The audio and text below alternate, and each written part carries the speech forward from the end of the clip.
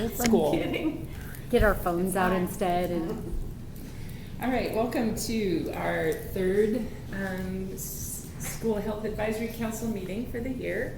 This is March 22nd, 2023.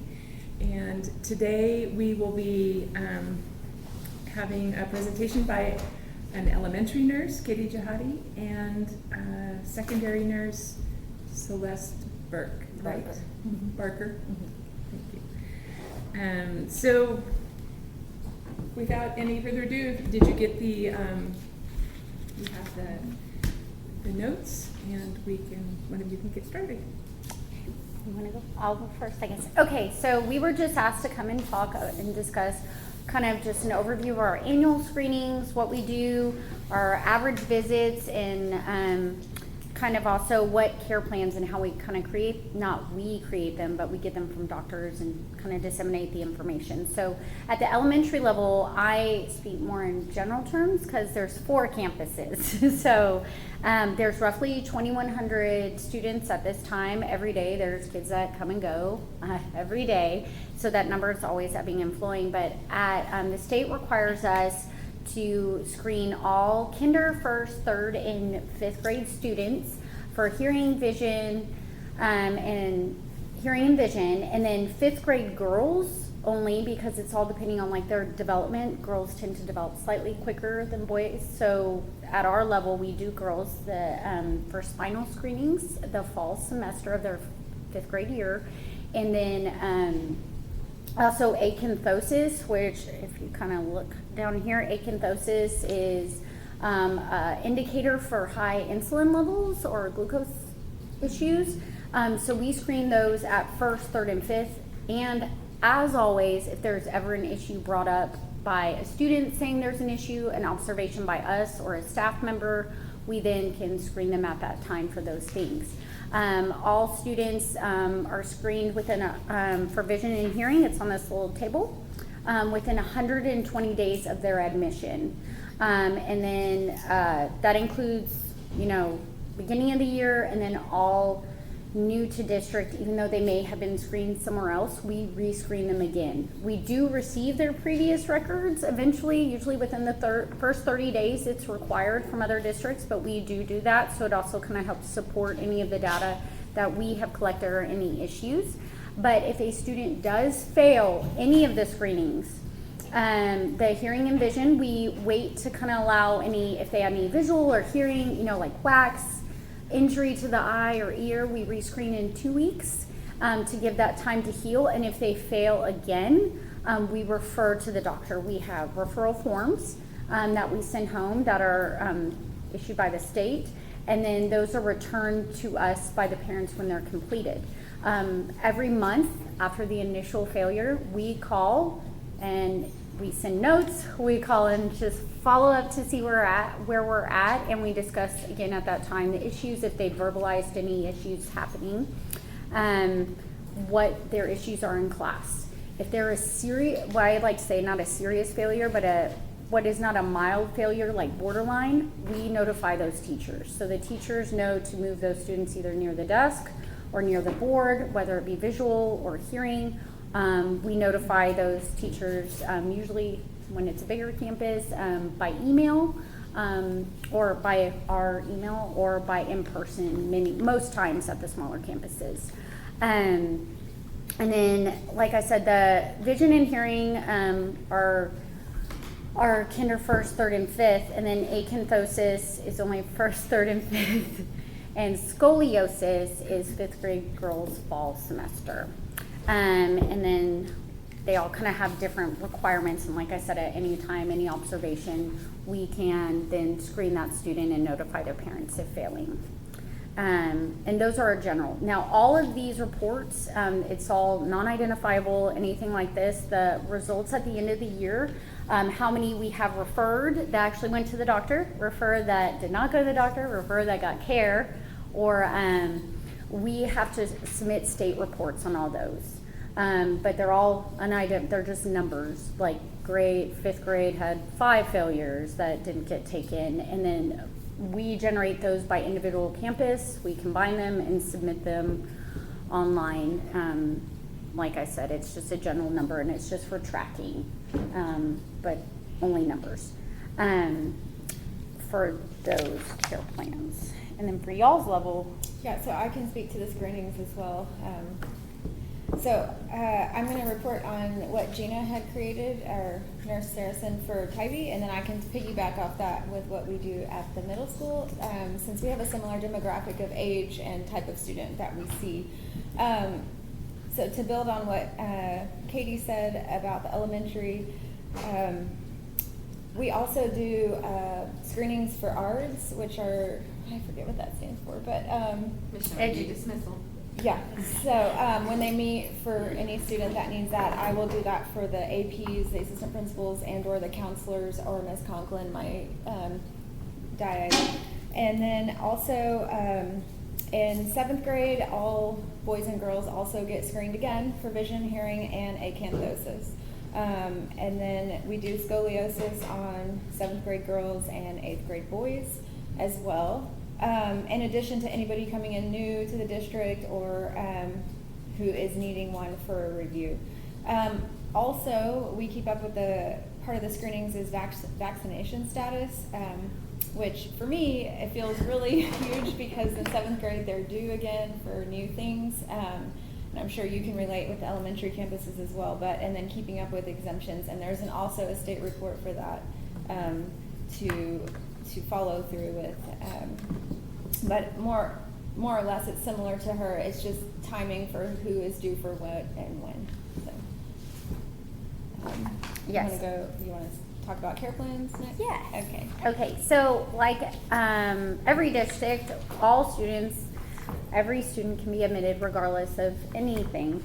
So we have a variety of students with a variety of medical issues, allergies, sensitivities, intolerances, anything from paper tape issues to students who require more higher level of medical care like G-tubes, catheters, seizure care, any transferring issues, and sometimes assisting in some feeding processes. All of these conditions require a doctor's order. We cannot just say someone has something and then carry out those orders. Minor things like a paper tape thing, we can handle all the time. They can get that. We do require some type of documentation for them to, as they go on, especially to other schools, it carries through in Skyward, like their student profile. The students who have medical conditions, we identify them by highlighting them in red. And what that does is we talk about at our beginning of the year, we train teachers on seizure care, we discuss asthma action plans, we discuss seizures, like I said, but many different conditions, EpiPens, but those conditions are highlighted in red, and then in the emergency box that's only identifiable to us or a parent. It's not readily available for anyone to see, and it discusses what their condition is. In some cases, you have to elaborate more even as a general chunk, even though you have a 10-page care plan on this, you have to highlight the main points so it's a quick glance, and it always says at the bottom, usually, see care plan, see nurse. So those students that have a higher level of care or need, especially food allergies, anaphylaxis, seizures, the students that that come to our clinics for scheduled visits like catheters and special care or wound care sometimes even, we identify those of course by highlighting in red, but we also discuss with the teacher and in person and by providing a specific care plan. We also have trained backup, but in general we provide the care to those specialized students. Like I said, we communicate to all staff, and we do beginning of the year training where they do sign off, and they do online trainings like in Eduphoria that they have to go over those medical condition trainings. And then just like we do for any of our trainings, they do have to sign off and have some documentation, and we file those and keep those. So we can always reference those, or also reference our communications with people via, we are placing a care plan in your box, we are sending a care plan to you, please come and discuss this with me. And as things happen throughout the year, medical conditions change all the time. So sometimes those require, like Ms. Barker had talked about, an amendment to their, I call it like a school care plan, like their ARD, what we will be providing for them in school. But we will also update that in the computer and update the teachers to that as well. And then we, depending on what condition it is depending on, sometimes they even have to alter where they're at within the school. And transferring, if anything, if they go from like crutches to wheelchair for some of those like muscular dystrophy children, or any modifications of that, we coordinate a lot with OT, PT, admin, anyone you could think. They are usually aware so that they know. And the students who have food allergies and food intolerances, those care plans are also identified in our child nutrition department. And so when they come through that checkout line in the food line, it is supposed to flag them that they cannot have whatever it is. And I know a lot of times, again, their food allergies improve or worsen, and we cannot just change it once we have a doctor's order. We have to then discuss with the parent, we need another doctor's order, and then it will be updated, but we cannot go by anyone's just request. We have to have an actual order for that to accommodate that. And that is dealt with our child nutrition, us, and the teachers, because there are tons of snacks and parties and things. And most of those kids who have this, I don't want to say serious, because all conditions are serious to all of us as parents, but the higher level need, as in anaphylaxis or serious reactions to food, they also usually, I encourage parents and note that, to bring their own snacks. And just because a lot of kids use Skittles or whatever as manipulatives, like as grouping, it's like a good little fun project, and it's good to just have those on hand. So most of our students tend to have those, and it's usually worked out in class or with us for if like it's a party, they can come to me and I have like the snack cake with their name on it provided by the parent. And it just kind of helps ease any issues. So a kid that didn't know there was a student that didn't know there was an event doesn't have to miss out on something. We don't want that at all. Everyone is treated the same. So we try to make that happen as much as we can. And send out those loving reminders during the holidays, read those labels. To add to that too, one of the big tasks with the care plans is getting them to us from families and parents. And so, they may put on their form that they have this condition or this allergy, but we have no care plan, we have no orders on how we help this student in the school. So constant reminders, letters, emails, phone calls to parents. We need an updated care plan. This is a yearly thing. It doesn't last from 2nd grade to 8th grade.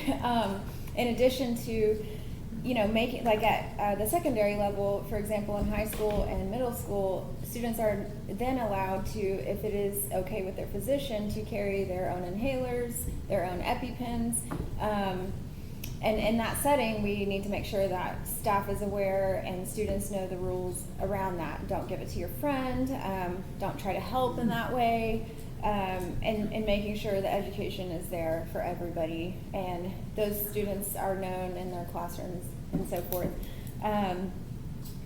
Also, let's see here. I think Katie pretty much covered the care plans and got that.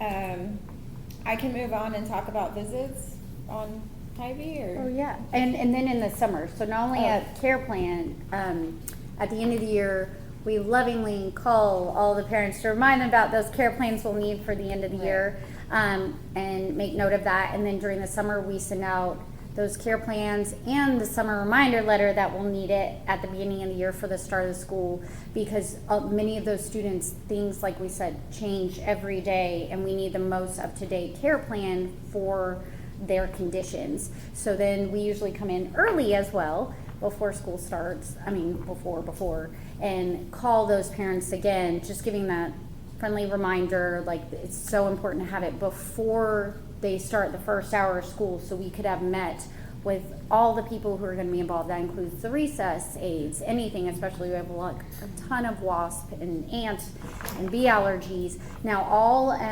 staff who is aware and trained, but they also all have walkie-talkies, so they can call us and we can be able to respond in those events, but it's best to everyone involved to know, so we need those before the first day so we could actually plan for them being on our campus and feeding them and caring for them. Yeah, and getting a clear understanding, some parents, right, that their child has an extreme allergy to flying insects, but we have nothing to help them for that allergy, or there's no prescription, there's no EpiPen or anything like that. So some clarity on what it is exactly, that if it's a sensitivity, like they get a bump and it itches, or if it's truly the throat swelling and they can't breathe.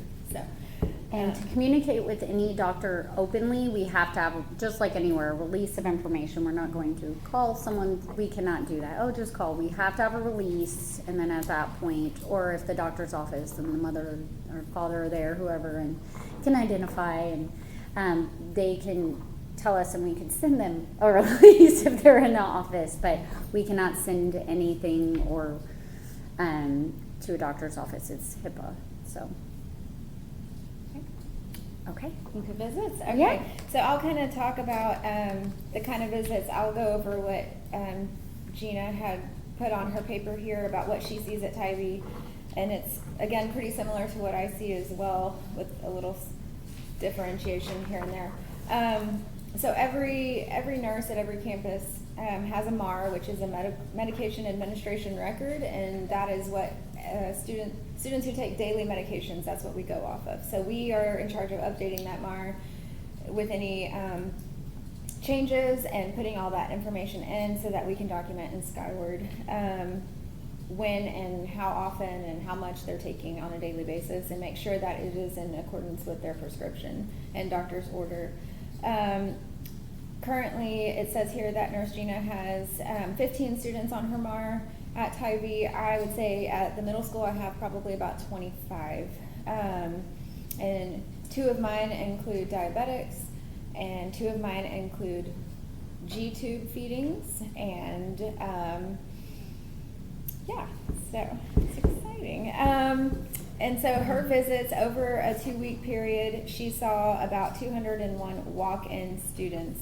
And I, since this was my first year in the school system, I kind of piggyback off what Nurse Saracen does at Tybee, since we see a lot of similar things, and I used her check-in sheet in the clinic. So what she has down here is reasons for visits: sick, pain, headache, girl stuff, menstrual cycles, cut, other, unmarked. Those are the same things that I have on mine as well. So it says here in the most, she saw 25, with the least being 12, making an average of about 20. For me at the middle school, the most that we've seen is 80 in a day, and the least I've seen is probably around 15. So I think for me, if there's not a sub there and they know I'm there and I have established my boundaries and my rules,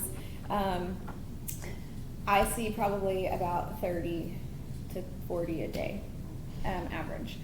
And just to clarify, when you say I've established my boundaries and rules, a lot of times they'll come in and say, yeah, they might be looking for an escape from a class or something Correct. like that. And so you've trained them to understand that you're there for their health and not for an Correct, escape. yes. Yeah. So I try to follow what admin is trying to propose there about the 10-10 rule. Don't come to me during a passing period unless it's an emergency. And I often have to teach students what an emergency is. But so you need to be checking in your class, because it creates, I see the trickle-down effect with problems with attendance, especially in middle school, and there's just kids walking around everywhere. And so that took a lot of learning. Like, I basically will not allow them to come in unless it's an emergency or it's something that can be a quick fix, because they need to go to class and not be late. So I get a lot of eye rolls and whatnot, but we're working. We've come a long way, but it feels like when they know there's a sub there, it spreads like wildfire. It's 140 kids. Yeah, and then just recognizing, like, hey, also some education, like, well, you might feel this way because it's noon, you have not eaten breakfast, you have not drank any water. So and I try to educate as well and say, hey, like, you need to make healthy choices, and that includes taking care of your body. I'm not a snack shop, and I don't promote that. I think the counselors are really good at creating that vibe, and I'm okay with them having that. So anyhow, I think Gina, The soul and the tummy. yeah, yeah, I think Gina's similar in her way and the way she works at Tybee. You know, and trying to be empathetic and sympathetic, but also like have a firm expectation and boundary, which I have 2 teenagers, and I think it's worked for me. So, let's see here. So you can see a lot of these students, we know the frequent flyers, but for the most part, it's different kids every day. Personally, if I see a student comes in 3 to 4 times a week, I'm going to be notifying the teachers and sending a blast email saying, hey, I see this kid's coming regularly. I also see when I take a lap around the building, that they're also walking in the halls. So, you know, try these things before you allow them to come to me with a pass. And so I also require a pass to come in the clinic. And, you know, sometimes they have them, sometimes they don't. But I try to just gauge on how, you know, the situation. I'm not super hardline on it all the time, but because if they need help, I'll certainly help them right then. But for the most part, I want to do for what I do for one, I want to do for all. So, also a lot of kids come in, they have as needed medications, so PRN medications, and they know they have that there, or their parent has told them, and so they can come in. It's a quick 5-minute visit. I have a headache, I have menstrual cramps, can I take something? So that's another thing that comes in regularly that is not on the MAR, but it counts as a visit. And what I like to remind staff is that anyone who walks through my door, I have to document on, right? I need to put that they came in and what I did and what I treated, and so just a little, like, you know, I might not have anybody in the clinic for 30 minutes, but we have a lot to be doing still, in addition to pulling kids down for screenings and all of that. So that's kind of what we see here. She listed some other examples, sore muscles because they were lifting weights for the first time ever, and they're wondering why they puked on the track because they're trying to run a 7-minute mile. Cuts, blisters, sore throat, a lot of sore throat, especially right now with allergies and drainage. So we go over a little anatomy lesson on postnasal drip. Racing heart, a lot of what I see, anxiety, stress, especially at the middle school. I'm not sure if Nurse Saracen sees that a lot at Tybee, but I think, again, for my age group, there's a lot going on. A lot of things that are in schools now that weren't when we were there, technology, cell phones, etc. Sometimes they're hungry, thirsty, they just need, ice packs. Yeah, ice packs are big things. Cure. Yeah, cure. So that's, I would say that's, as far as secondary schools, that's pretty much covers most of it for us, in what we see. And rarely, and which I am appreciative of, there's a crisis that we manage. Also at the secondary schools, we're the only ones that carry Narcan, which is a medication to reverse opioid overdose. So I know that Nurse Gina used it last year to help a student. I, thank goodness, have not had to. But it is available in my clinic along with our SRO. So there is some assessment sometimes for drug use as well. What's the administration of the Narcan? Is it? We have nasal spray. Mm-hmm. Yeah. Very nice. Yeah. Good job. And I have 2 doses, and SROs And y'all go to 2 doses. training. Yeah, we went to a training class, and you know, it's in my emergency cabinet with my CPR stuff. You know, like I said, I hope we never have to use it. You don't want to. But we can. There were so many incidents that I wish I had it when we were in the high school, because that was, It's a different time. terrible. Yeah. Yes. Yeah. Isn't it recently more available, more readily Yeah, it Like was. it's become. Yes. Yeah. Yeah, there's a lot more situation. programs and everything to Right. help cover costs too for districts for, and replacement cycles and tracking and everything like that. Education. And I feel like Yes. it's, yeah, like you virtually can't hurt anybody giving it to them, so like you're, you know, Better do it's, it then. more people I think are willing to take on that responsibility of having it and administering it if needed, so. And the route is actually a lot more friendly Yeah, towards it's others not a who are needle, non-medical, you're gonna like put- they're like, oh, okay. Yeah. Nasal spray is great, I can do that versus the EpiPen coming at you. Some of Right. those get a little more nervous Yeah. versus medical professional. Seizure symptoms, Yes. that's Oh, always Oh, yes. yeah. Yes, those are fun. My campuses look like they see like way more, but it's more because of the level in which, you know, we are elementary, so we see the 5-year-olds to the 12-year-olds. That 5-year-olds just sometimes have trouble processing little boo-boos all the time. So we, on average, I just called the nurses and talked about like what they average see, and most said about 50 a day, but that doesn't mean like we're inundated all day. It comes in waves. Recess time is our hot spot.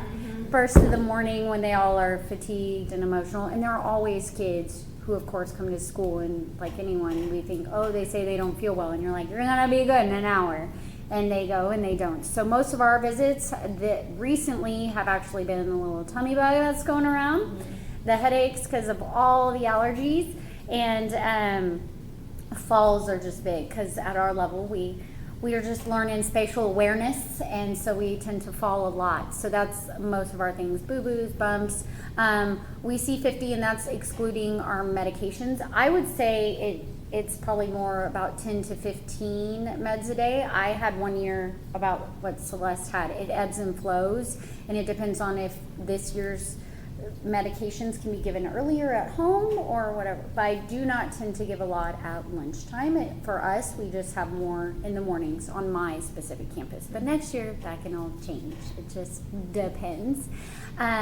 But most of our visits, yes, are emotional and just kind of processing. We do have lots of rolling down the hill and twisting our ankles, so I always look fun running out there with the wheelchair all the time because they're little, and it's just difficult for them to process things. So we do see a bit more, but it's more like you said, kind of a turnover, a faster turnover, and they all kind of come in waves.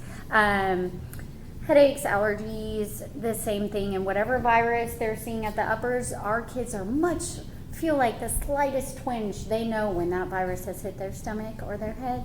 They come immediately. So I feel like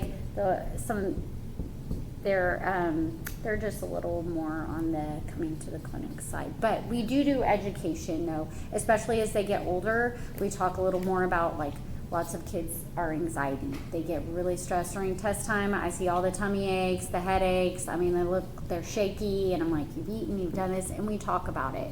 We talk about how stress affects your body and how to kind of process it. We usually work it out 90% of the time in the clinic. If it's something that is actually an issue, that they're actually having an issue dealing with, I don't like to discuss those things all the time in my clinic because it's not a quiet and they're never alone space. There's always other children in there, and I do not want any kid to ever feel uncomfortable talking about an issue. So I usually will just give my counselor a heads up. They'll just sit right by her door for a minute until if she's busy, and then she will talk with them. And if there is anything she's concerned about, like it isn't just stress, she'll happily bring them back. But we work a lot together, especially at the elementary. Just it's difficult for kids to process already at that age. So nowadays, like you said, with constant connection and media and everything, I feel like they're hyper aware of everything and stressed a little at times.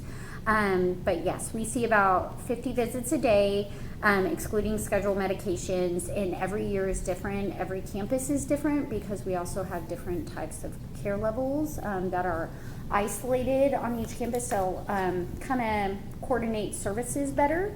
So there are some higher level classrooms for medical care at certain campuses that we can consolidate, like I said, all of our resources and then be able to kind of provide that better care and have it all there versus spreading out all our resources for just a handful of certain situations. But of course that is always agreed upon and not forced or anything, but that's about what our visits are. Mainly, they're little, they're cute. Sometimes they just need a hug. They just do. It's a rough start to the day. So, but yes, but they all the students that are fed through all the middle school and high school, they have all come through all of our schools. It's just as you become bigger, it takes a little more coordination and work sometimes to get that care there for a 50-pound kid versus a 200-pound kid sometimes. So everybody is involved in our care essentially. And all of our backup, we always have backup trained staff at the beginning of the year and backup to that backup to that backup in case we all get sick or gone. And we only have currently active 2 working subs for our district. But we are always looking. There is 3, but 1 is out of pocket for the rest of the semester, and we will try to cover as much as we can each other, but it's difficult for us to leave our campus to go care for another campus to come back to our campus. So that's why we stress the importance of backup and being properly trained on every level you can think of. I'm sure you guys do a lot of it too, but I will say that Gina does a lot of triage for emotional need. Yes. She'll bring us kids. And I'm sure it's not on here, but that job is broad. Yes. And you guys do a great job. Thank you. I really appreciate counsel. I know, that's what I'm like, I love mine. I have a great relationship with ours at Peterson, and oh man, I'm grateful for them. So, because I don't always have the capacity or the time or the tools or the privacy to have that space for the student who needs that. And we work together. Like, they'll let me know if, hey, this is going on, so-and-so running away from home, and so I can recognize, like, hey, they might need some food out of my secret stash, or like, maybe they need a nap, and I can close the curtain for a little bit, without having to try to send people home or anything like that. So I'm a big, stay in school kind of nurse, and I remind students I am a school clinic, not an orthopedic surgeon, not a gastroenterologist, and so, here are my tools. Let's try them out. We work within our scope means, yes. So, yeah. Who's your doctor, who signs orders now? Is it Oh my still Dr. O'Donnell? No, it is not. Oh my goodness, put me on the case. Sorry. It just changed. I just Yes. know he probably retired by now. Yes, he Yeah. did. Yeah. No, and I have to email him this month for this order. So It's I'm just happy because it was last year. But I've done Dr. or 2 years Stanley ago Craft now. is still up. Yes.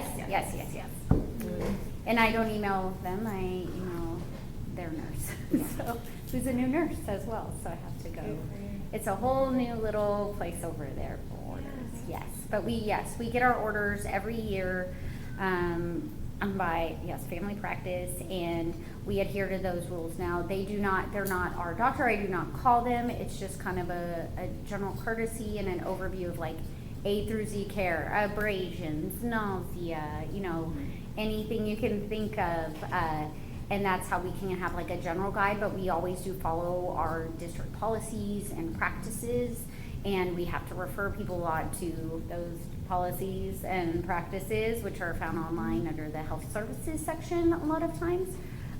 Sometimes it takes a little more navigating depending on what you need. It usually is a pretty easy understanding of flow, but yes, under it's like departments, and then go health services, and then the whole tab pops up and it has all our names and our numbers on the right hand side, and our immunization requirements, which are updated yearly by Ms. Jett. Kind of helps just load that up for us. and any of our requirements that we have to do as well. And in reference to, I wanted to say like screenings, what I was thinking is that some students start the school year and they've already been screened for vision and hearing, and that documentation, if they provide it to us, parents or doctors scan it over, essentially that is their screening, unless there becomes an issue, and then we do screen and let that parent know, like, hey, I know they had this screen in June, but it's now November, and the student is saying no matter where they go, they can't see the board well. those things do change, and it is known to happen that we all like need glasses eventually. But we can say they don't need to be screened. I just skip over that student for screening and file that data and upload it into Skyward. Everything's all put into Skyward and generated one by altered one, if they're wearing their glasses or not. I noticed that you had said for elementaries it was kinder, first, third, and fifth, and then for your middle school that it was seventh grade that you do the screenings. I didn't notice that you had eighth or ninth grade on there. You might check to see. Wait, oh, no, I was just covering seventh. They were supposed to cover. So seventh grade That's is what I was saying. all students get vision, hearing, and Yeah. acanthosis. And then any new student coming in at any point, whether after, Right. will get that as well. So when anybody was here, ninth grade, it's supposed to be kinder, first, third, fifth, seventh, and ninth. Mhm. Anybody had too much on her plate. She changed it to seventh and eighth. So all seventh graders and all eighth graders would get screened. And then Oh. when I took over to high school campus, we discussed moving it back to ninth grade. But Kay Thomas said, if you will just take the day to come and do my screenings for eighth grade, we'll continue to do it from seventh and eighth.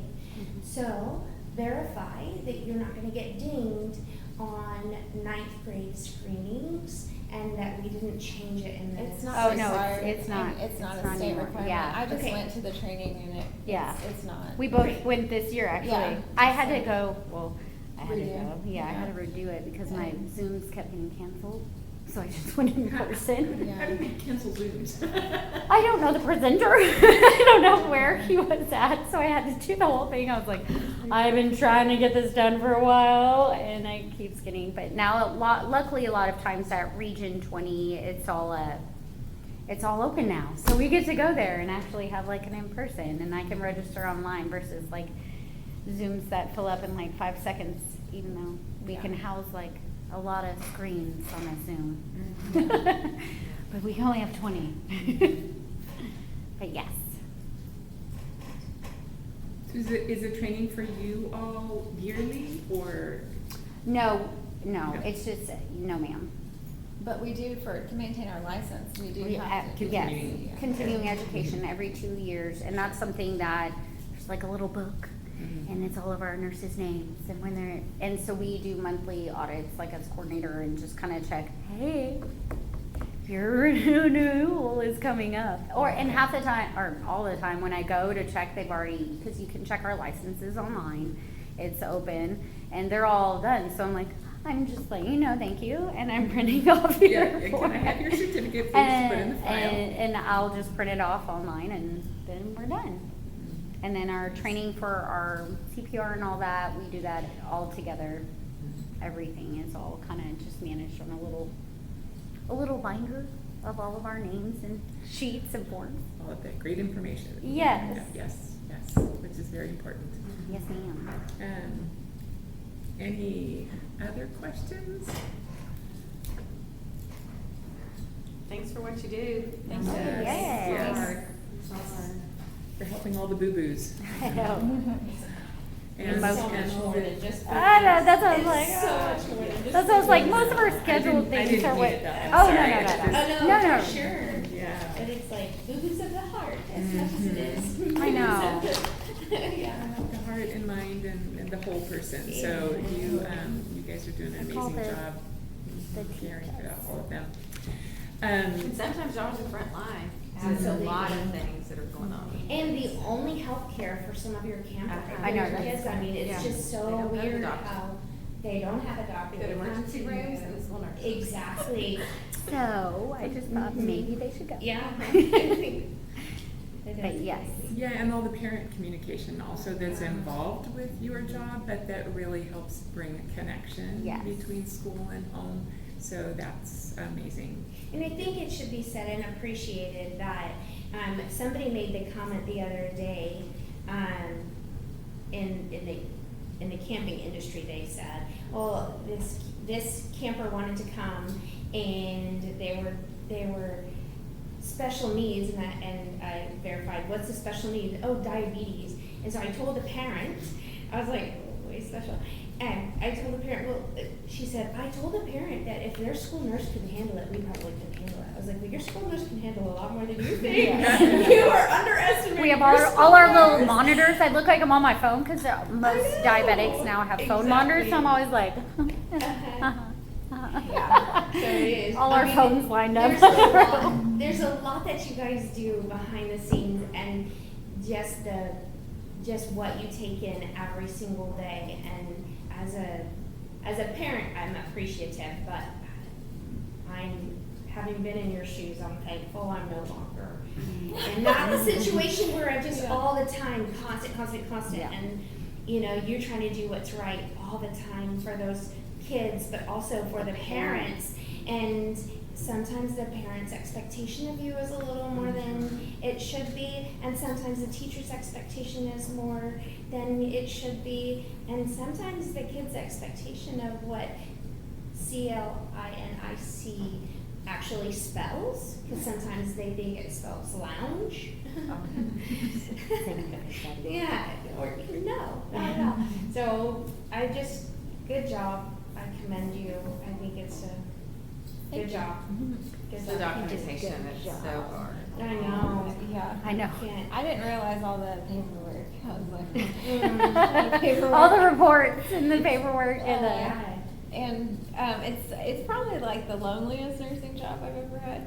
Yeah. You're used to working in a team. With a team. Yeah. And that's a Exactly. little. Yeah. And you have to be very independent Yeah. on the strategies that you take for your care, but also truly in any other nursing setting, you're able to say, hey, will you come look at this with me?